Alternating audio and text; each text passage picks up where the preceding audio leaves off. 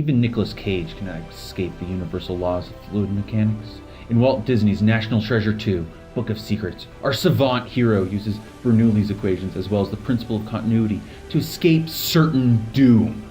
Here we find our friend as he enters a room that is seemingly being filled with water. Upon closer examination, you can see the height of the water is not changing. This implies that it is a steady state system. The flow rate of the water entering the room from four orifices is equal to the amount of water leaving the room. Otherwise, the room would be filled up. All this water has to go out somewhere, otherwise it'd be filled up! In order to continue on his journey, the courageous Cage must reduce the inflow rate in order to reduce the height of the water, allowing him to pass. In order to reduce the inflow, he employs the use of gate valves to cover all four orifices. When the gates are being closed, they temporarily become sluice gates until the gate has been fully closed. Notice the inaccuracy of Hollywood. Whilst the gates are being closed, the area of the gate gets increasingly smaller, yet the velocity of the water does not seem to increase. This momentarily contradicts the principle of continuity, Q equals VA. The water's going down. Keeping in mind that these scenes are all taking place far underneath a large lake, the pressure on these four gates must be incredibly high, which is shown through the pressure equation P equals gamma delta H. This large change in height from the surface of the lake to the center of the gate generates incredible pressure on the gate surface, which has been slowly eroded over the years due to the sheer force of the water constantly flowing by it. The pressure buildup becomes too great for the gate to handle, and it begins to crack. Eventually the material gives away, and the water begins to flow again. Our suave, bushy-eyebrowed hero is once more in Paris.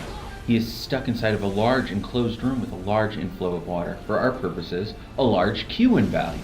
The Nick of all trades must now find a way to escape his own death. Assuming that there must be an outflow somewhere in the room, one of our characters realizes he can use the flow pattern of the water to find the exit point.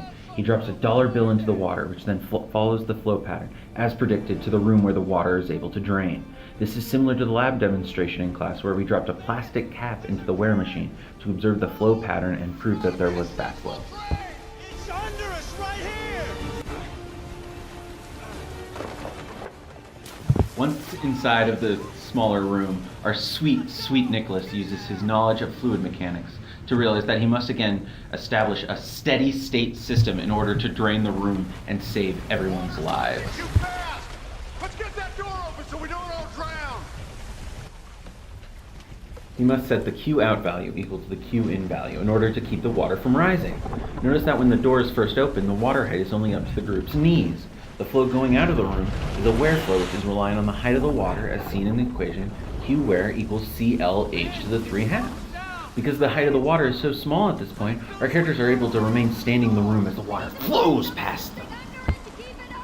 When people try to leave the room, the anti-cage closes the door again, allowing the water to build up. Our heroes are now in a sticky situation. The water level is rising due to the system being once again unsteady. After a brief disagreement and fight, it is determined that the greatest actor of all time will stay behind. The doors are open once more. Due to the now large height of the water, the outflow value has drastically increased, which now no longer allows the characters to remain standing, but instead sweeps them out the door. Again, misfortune strikes our poor Nick, and the door is now partially shut, changing the flow from wear flow to sluice gate flow. The velocity of the water will be greater if the door is open enough for the great Nicholas to move freely. The anti-cage realizes that if he opens the door, the flow will be too great, and his only hope of survival will be sucked out. Fill up and we all drown! Open the door, I'll get you out! Current's too strong! I open the door, you'll be washed out! After a long, dramatic conversation between the two, the anti-cage does one final good deed and opens the door, allowing our hero to leave the room. The door then closes for the final time. Because there is negligible flow between the two rooms, the system is no longer steady, and one room fills up with water while the other recedes, leading to life and death. R.I.P. Anti-Cage. R.I.P.